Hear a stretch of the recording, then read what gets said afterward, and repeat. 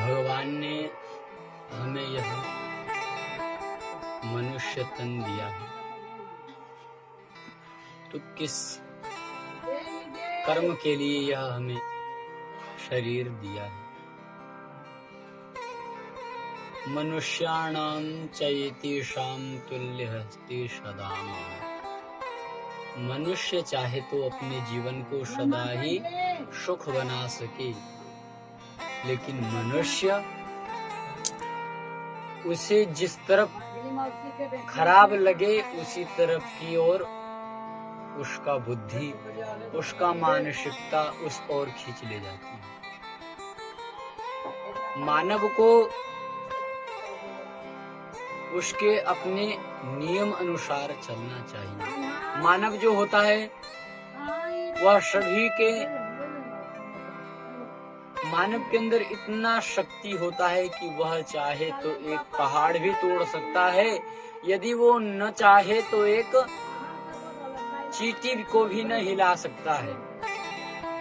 लेकिन मनुष्य के अंदर, यदि मनुष्य का अर्थ क्या हुआ, इस मानव शरीर,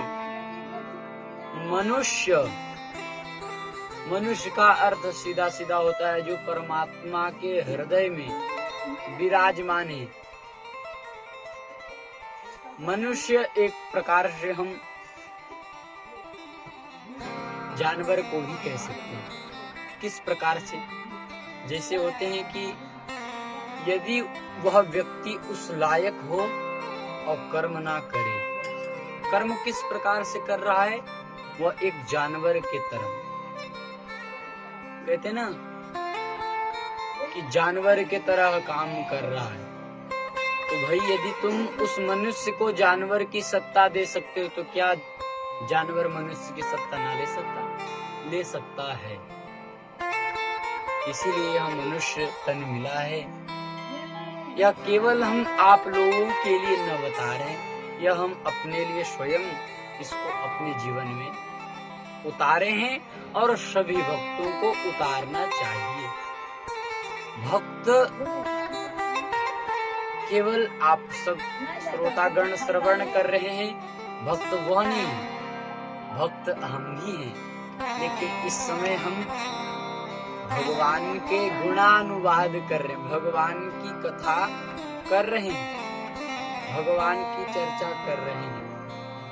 तो इस समय हम व्यास के रूप में कि व्यासाय विष्णु रूपाय व्यास रूपाय विष्णवे नमो वै ब्रह्म निधये वासिष्ठाय व्यासाय विष्णु रूपाय व्यास रूपाय विष्णवे। व्यास ही भगवान विष्णु है और श्रीमन नारायण ही व्यास है। व्यासाय विष्णु रूपाय व्यास रूपाय विष्णवे नमो वै ब्रह्म निधये। ब्रह्म देखिए परमात्मा एक है, एको ब्रह्म द्वितीयो नास्ति। परमात्मा एक है, वह सर्वत्र व्याप्त है, यत्र तत्र सर्वत्र। भगवान की कथा भी अनंत है, भगवान की भक्ति भी अनंत है और भगवान के बुराई करने वाले भी अनंत हैं। तो तय आपको करना है किस ओर चलना है। यदि हम देखिए, हम ये कहते हैं कि अच्छे बनो, अच्छे बनो नहीं, अच्छे तो खुद हो। बुराई को अपने अंदर से, बुराई को अपने भीतर से। अच्छा खाओ नहीं, बुरी चीज हटा दो, वो तो अपने आप ही अच्छा है। अच्छा कर्म ना करो, बुरा कर्म करना छोड़ दो, अच्छा कर्म तो अपने आप हो जाएगा। तो यह शरीर से जो भी हम कर्म करें सब श्रीमन नारायण की कृपा से ही होती है। यदि हम भोजन भी कर रहे हैं तो नारायण की कृपा से। यह ही नहीं कि आप सोचें कि नारायण की कृपा है तो भैया हमें क्यों कोटा उठाना पड़ रहा है, हमें क्यों ड्यूटी पर जाना पड़ रहा है। भैया वो तो आपका कार्य है कि कर्मण्येवाधिकारस्ते मा फलेषु कदाचन मा कर्मफल हेतुर्भूमा ते संगो कर्मण्येवाधिकारस्ते मा फलेषु कदाचन। वो परमात्मा देख रहा है कि व्यक्ति किस प्रकार से किस कार्य को कर रहा है। कर्मण्य, गीता जी में भगवान श्री कृष्ण अर्जुन को उपदेश दे रहे हैं, बात बता रहे हैं कि कर्मण्येवाधिकारस्ते मा फलेषु कदाचन। तुम अपना कार्य करो, फल अवश्य मिलेगा। कर्मणा जायते जंतुर कर्मणैव विधीयते। विधिना ने जो लिख दिया है ना, वो तो तुम्हारे साथ अवश्य होगा। यदि आप सोचे कि हम कुछ अच्छा करना चाहें तो अच्छा करने से ही अच्छा ना हो जाएगा। उस परमात्मा की कृपा होगी आप पर, तब आप अच्छा कर पाएंगे। तो हमने क्या, कर्मण्येवाधिकारस्ते मा फलेषु कदाचन। फल की याचना मत करो। मा फलेषु कदाचन मा कर्मफल हेतुर्भूमा मा ते संगोऽस्त्वकर्मणि। ये माँ जगत जननी माँ, माँ जो है वह जगत जननी माँ है।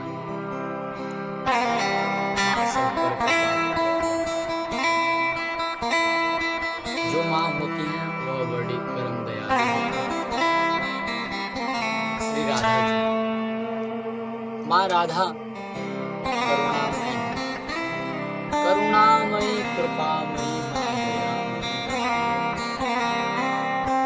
हम आपको कल बाबा हारे का, श्याम जी का चरित्र सुनाएंगे।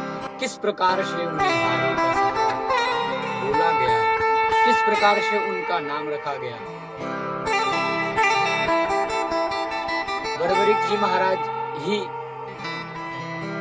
वही आशीर्वाद के रूप में, फल स्वरूप में मिला है कि तुम इस कलयुग में जाओ और भक्तों का सहारा बनकर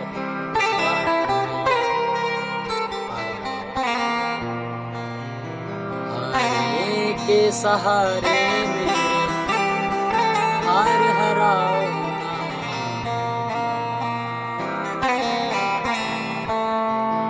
बर्बरीक जी महाराज बड़े ही उनका सुंदर चरित्र बताया। हम यह नहीं कि भगवान श्री कृष्ण की कथा से बर्बरीक जी के, ऐसा नहीं। जो हमें अच्छा लगा वह हम आपको बता रहे हैं।